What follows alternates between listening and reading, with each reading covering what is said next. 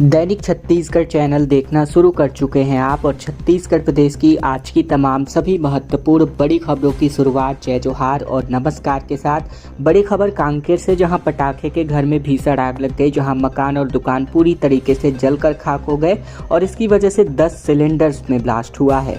छत्तीसगढ़ के कांकेर के रिहायशी इलाके में पटाखे से एक घर में भीषण आग लग गई और जिससे मकान और दुकान दोनों जलकर खाक हो गए। रिहायशी इलाके में आगजनी के बाद भी फायर ब्रिगेड 1 घंटे तक नहीं पहुंच पाई, जिससे आग ने और भीषण विकराल रूप ले लिया।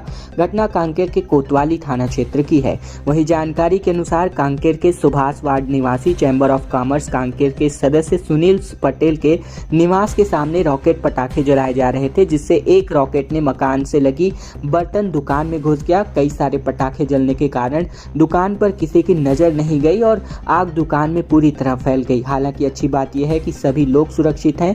वहीं बताया ये जा रहा है कि घर में तकरीबन 10 से ज्यादा गैस सिलेंडर रखे हुए थे और धमाका होने से पड़ोस के लोग भी अपने परिवार के साथ साथ घर को छोड़कर बाहर निकल आए। 1 घंटे बाद फायर ब्रिगेड की टीम मौके पर पहुंची। फिलहाल आग पर काबू पा लिया गया है। छत्तीसगढ़ के 1,20,000 पेंशनरों को दिवाली के लिए एक विशेष उपहार के तौर पर महंगाई राहत में 9% की बढ़ोतरी के तौर पर एक राहत दी गई है। छत्तीसगढ़ राज्य सरकार ने प्रदेश के लगभग 1,20,000 पेंशनरों को दिवाली का तोहफा देते हुए उनके महंगाई राहत यानी डीआर में 9% की वृद्धि की घोषणा की है। शासन की ओर से जारी आदेश के अनुसार ये वृद्धि पेंशनरों को महंगाई के प्रभाव से राहत प्रदान करने को लेकर है। छठे वेतनमान के अनुसार बात करें तो पेंशनरों को अब 239% की महंगाई राहत मिलेगी और सरकार के आदेश में ये भी बताया गया है कि इस वर्ष 1 मार्च से पेंशनरों को 7वें वेतनमान के अंतर्गत 46% और छठे वेतनमान के अंतर्गत 230% की दर से महंगाई राहत यहां पर मिलने जा रही है। जिन पेंशनरों ने अपना पेंशन का एक भाग सारांशीकृत कराया है, उन्हें महंगाई राहत उनके मूल पेंशन पर देय यहां पर होने जा रही है।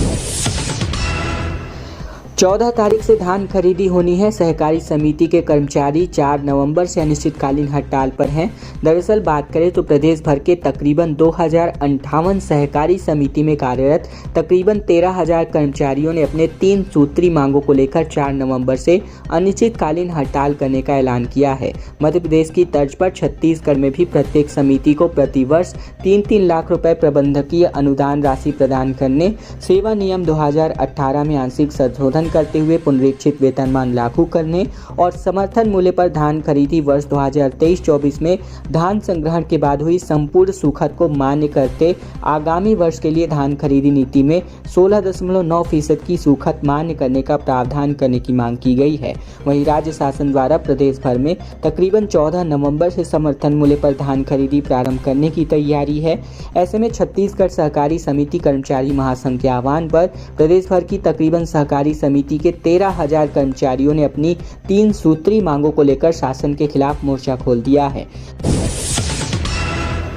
10 माह में अभी तक अगर आप नवीनीकरण नहीं करा पाए हैं अपने राशन कार्ड का, तो यहाँ पर आपका राशन कार्ड रद्द होगा, क्योंकि 64,000 पुराने कार्ड की आईडी अब आज रद्द होने के कगार पर है।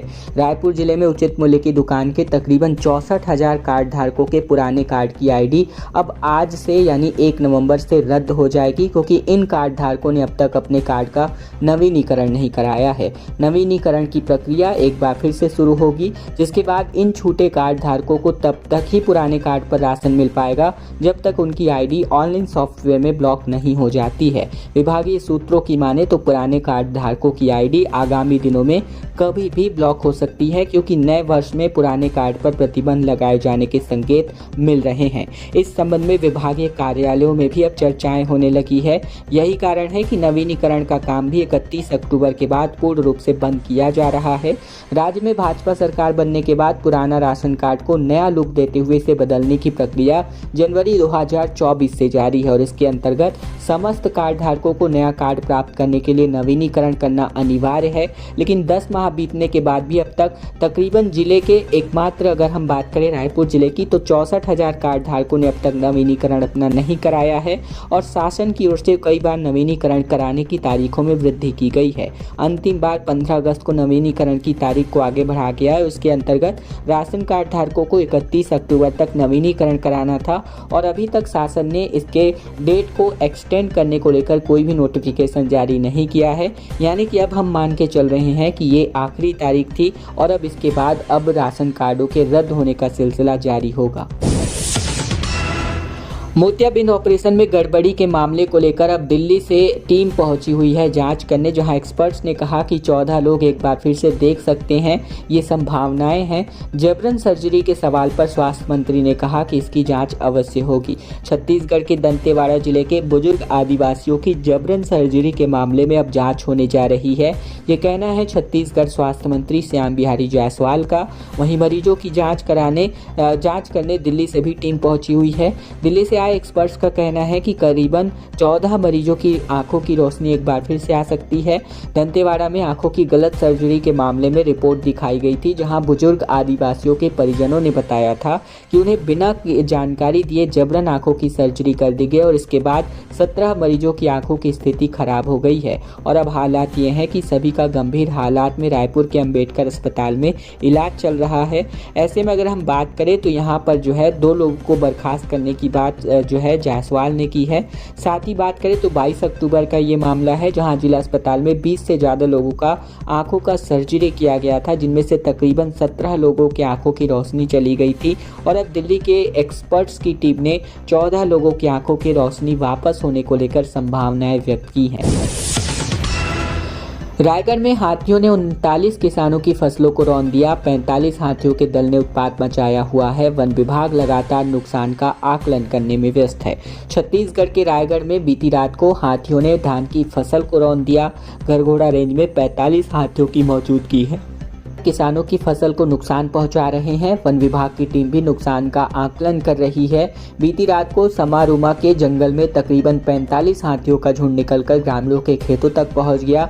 यहां हाथियों ने 4 किसानों के फसलों को रौंद दिया है। उनके आने की जानकारी अब ग्रामीणों को लगी तो उसे जंगल की ओर भगाने का प्रयास किया गया, लेकिन ऐसे में हाथी दल पड़की परी होते हुए खूटा डेरा, भालूमार, पंडरी पानी और अमलीडीह के खेतों में भी फसलों को नुकसान पहुंचाते हुए सुबह 5 बजे अमलीडीह के जंगलों में चले गए। बताया जा रहा है कि इस दौरान हाथियों ने तकरीबन 35 किसानों की फसलों को रौंदा है और इनमें सबसे ज्यादा नुकसान भालूमार में हुआ है। बताया ये जा रहा है कि 45 हाथियों का दल तकरीबन सप्ताह भर से गरगोड़ा रेंज में डटा हुआ है। ये दल कई बार धर्मजयगढ़ वन मंडल की ओर रायगढ़ वन मंडल में पहुंचा है। कई बार रात में नुकसान कर हाथियों का दल वापस धर्मजयगढ़ वन मंडल में चला जाता था, लेकिन अभी कुछ दिनों से ये आसपास के जंगलों में ही विचरण कर रहा है। रायपुर में सब्जी की तरह गली गली में नकली पनीर बिक रहा है। जो डेयरी संचालक बीते दिन पकड़ा गया, उन्होंने ये बातें कही और कहा कि आप बता नहीं सकते कि ये दूध से बना है कि यह नकली है, और इन जगहों पर बड़ी फैक्ट्रियां संचालित हो रही हैं। दरअसल रायपुर में ठेले पर सब्जियों की तरह जगह जगह नकली पनीर बिक रहा है। इसकी सप्लाई शहर के होटलों, दुकानों में होती है। इसको खाने के बाद आप बता नहीं सकते कि ये दूध से बना है या फिर नहीं। ये दावा है रायपुर में नकली पनीर बनाने वाले डेयरी संचालक का। दरअसल खाद्य विभाग की टीम ने बुधवार शाम को भाटा गांव में नेशनल हाईवे के पास नकली पनीर बनाने की फैक्ट्री यानी बंसल डेयरी को पकड़ा था, जहां टीम ने वहां से तकरीबन 50 किलो पनीर सील करके जांच के लिए भेजा था। और इसके बाद आरोपी डेयरी संचालक से यहां पर बातचीत में यह मामला सामने आया है। शहर के डेयरी संचालकों की बात करें तो मूलतः ग्वालियर के रहने वाले बंसल डेयरी संचालक हुकुमचंद बंसल ने बताया कि रायपुर शहर में 15 बड़ी फैक्ट्रियां संचालित हैं, जिनमें से एक फैक्ट्री में 50 से 70 लड़के काम करते हैं और यहां नकली और मिलावटी पनीर लगातार बड़ी मात्रा में बनाया जा रहा है। ये बताता है कि प्रोफेसर कॉलोनी, बीरगांव, टाटीबंध, सिलतरा जैसे इलाकों में बड़ी मात्रा में नकली पनीर बनाने की फैक्ट्रियां संचालित हैं, लेकिन वहाँ कोई कार्यवाही नहीं हो रही है। जहाँ चोरी हो रही है वहाँ कोई नहीं जाता। वहां टनों में पाउडर पाम ऑयल मिलेगा, जिससे हजारों किलो प्रोडक्ट तैयार हो रहे हैं। National highway authority of India आम आदमी पर इतना जुल्म ढा रहा है कि रायपुर से अंबिकापुर जाइए या फिर राजनांदगांव से महासमुंद, हर दिशा में 60 किलोमीटर से कम दूरी पर ही टोल बनाए जा चुके हैं। दरअसल अगर नियम की बात करें तो एक दूसरे से टोल प्लाजा की दूरी न्यूनतम 60 किलोमीटर अनिवार्य है, और हम ये बात न्यूनतम के लिए कर रहे हैं। लेकिन हकीकत की अगर हम बात करें तो छत्तीसगढ़ वासियों के लिए खासकर 24, 28 और 31 किलोमीटर पर ही टोल लगा दिए गए हैं। यानी यहाँ यहाँ के लोगों से पैसे टैक्स के तौर पर भरभम वसूला जा रहा है। नेशनल हाईवे पर एक टोल प्लाजा से दूसरे टोल प्लाजा की दूरी कम से कम 60 किलोमीटर होनी चाहिए। ये बात को संसद में केंद्रीय परिवहन मंत्री नितिन गडकरी ने खुद देश के सामने रखी थी, लेकिन छत्तीसगढ़ में नेशनल हाईवे के अफसरों ने इसको अलग नियमावली तय कर रखा है। देश के नेशनल हाईवे के स्थितियों की बात करें तो 24, 28 और 31 किलोमीटर की दूरी पर ही टोल प्लाजा बनाकर टैक्स वसूले जा रहे हैं। ऐसा एक दो नहीं बल्कि 23 में से आधे से ज़्यादा टोल प्लाजा में हो रहा है। 60 किलोमीटर से आधी दूरी पर टोल लेना केंद्रीय मंत्री के बयान और सुधार का वादा करने 2.5 साल बाद भी जारी है। यही नहीं, जिन अच्छी सड़कों का हवाला देकर टोल टैक्स लिया जा रहा है, कई जगह वो भी खराब है। एक तो जगह तो सड़क बनी ही नहीं है और दूसरी टोल वसूली जारी है। अंबिकापुर के रास्ते मदनपुर से ठीक 2 किलोमीटर आगे सुतर्रा गांव के पास सड़क डाइवर्ट कर दी गई है और ये रास्ता निर्माणाधीन है। ऐसे में हाईवे छोड़कर कटघोरा शहर होते हुए आगे जाना पड़ता है। 60 किलोमीटर के बीच में टोल नहीं आना चाहिए, मगर कुछ जगहों पर चालू है। मैं आज सदन को विश्वास दिलाता हूँ कि ये गलत काम हो रहा है, इल्लीगल है। मैं बार बार कहता हूँ, लेकिन विभाग को पैसे मिलते हैं तो वो हाँ कर देता है। मैं विश्वास दिलाता हूं कि अब 3 महीने के अंदर 60 किलोमीटर के भीतर एक ही टोल प्लाजा संचालित होगा, दूसरा होगा तो वो बंद कर दिया जाएगा। ये बातें खुद अपने मुंह से सड़क परिवहन एवं राजमार्ग मंत्री नितिन गडकरी ने 22 मार्च 2022 को लोकसभा में कहे थे। छत्तीसगढ़ में लोमड़ी का आतंक लगातार बढ़ता जा रहा है। इसी कड़ी में 6 लोगों पर एक बार फिर से इस लोमड़ी ने अटैक किया है। वन विभाग पर भारी आक्रोश यहां पर लोगों का दिखाई दे रहा है। विकासखंड पाली के ग्राम बत्रा और पोड़ी में लोमड़ी ने 6 लोगों पर हमला कर दिया। घायलों को सामुदायिक स्वास्थ्य केंद्र में भर्ती कराया गया और इस घटना से गाँव के लोग डरे हुए हैं। क्षेत्र में लोमड़ी के हमले की वजह से ग्रामीणों में वन विभाग को लेकर काफी नाराजगी भी है। ग्रामीणों ने बताया कि काटने से सभी 6 लोग घायल हो गए। घायलों को सामुदायिक स्वास्थ्य केंद्र पाली में भर्ती कराया गया है।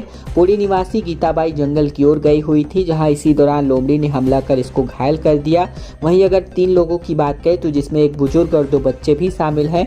साथ ही बात करें तो यहाँ एक बार फिर से जो है गांव से लगे नदी किनारे लोग जो है हमले का शिकार हुए हैं लोमड़ी के हमले से, जहां घायलों को पाली के सामुदायिक स्वास्थ्य केंद्र में भर्ती कराया गया।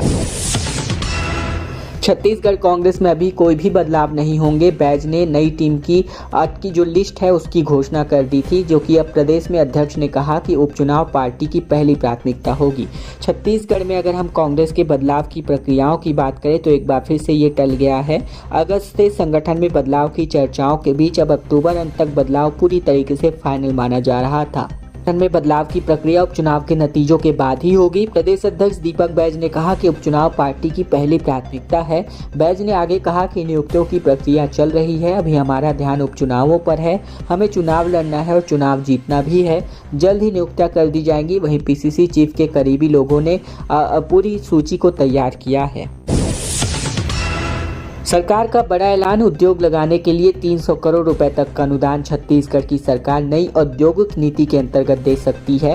राज्य कैबिनेट की बैठक में पारित हुए नई औद्योगिक नीति में उद्योगों को बढ़ावा देने के लिए कई अहम प्राविधान किए गए हैं। इसमें उद्योगों को 75 करोड़ से लेकर 300 करोड़ तक की अनुदान सहायता दी जानी है। इसके लिए उद्योगों को अलग अलग सेक्टर में बांटा गया है। यह औद्योगिक नीति 1 नवंबर 2024 से 31 अक्टूबर 2030 तक के लिए होगा। राज्य निर्माण के बाद अब तक यह 7वीं औद्योगिक नीति तैयार की गई है और इसके जरिए औद्योगिक निवेश को प्रोत्साहित किया जाएगा। खास बात यह है कि नई नीति में कोर सेक्टर जैसे स्टील, सीमेंट, ताप विद्युत और एल्यूमिनियम के लिए अलग से प्राविधान है। नई नीति में थ्रस्ट व सामान्य उद्योग को श्रेणीकृत किया गया है। थ्रस्ट उद्योग जैसे दवा उद्योग, टेक्सटाइल, फूड प्रोसेसिंग, कृषि उत्पाद, इलेक्ट्रॉनिक्स, IT के लिए आकर्षक पैकेज की सुविधा प्रस्तावित की गई है। बात करें तो ये छूट 6 से 10 वर्ष के लिए यहाँ पर होने जा रही है। इंटेलिजेंस और रोबोटिक्स उद्योग के लिए भी खास अनुदान यहाँ पर दिया जाना प्रस्तावित है।